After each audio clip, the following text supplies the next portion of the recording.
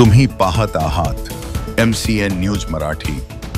जळगाव जामोद तालुक्यातील उमापूर येथे आदिवासी विद्यार्थ्यांसाठी शिक्षणाचा नवा अध्याय सुरू झाला आहे।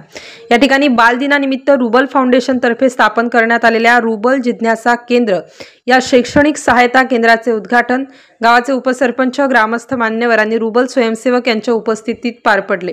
रुबल जिज्ञासा केंद्र हे उमापूर येथील आदिवासी प्राथमिक विद्यार्थ्यांसाठी चालविले जाणारे शाळेनंतरचे मोफत शिक्षण सहाय्यक केंद्र असून मागील 3 महिन्यांपासून ते यशस्वीरित्या कार्यरत आहे।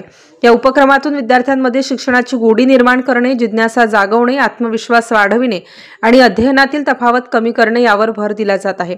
या कार्यक्रमाचे प्रमुख पाहुणे म्हणून राज्य शासन पुरस्कार प्राप्त शिक्षक दीपक उमाडे उपस्थित होते। त्यांनी रुबल जिज्ञासा केंद्र हे आदिवासी विद्यार्थ्यांमध्ये शिक्षणाची गोडी लावण्यासाठी महत्त्वपूर्ण ठरेल। समाजात अशा उपक्रमांची आज मोठी गरज आहे असे व्यासपीठावरून बोलताना नमूद केले। या उद्घाटन कार्यक्रमास उमापूर ग्रामस्थ, पालक, शिक्षक आणि विद्यार्थी मोठ्या संख्येने उपस्थित होते। कार्यक्रमाचे सूत्रसंचालन रुबल केंद्राचे शिक्षक रतन बिबोकार यांनी केले। MCN न्यूज मराठी करिता गजानन सोनटक्के, जळगाव।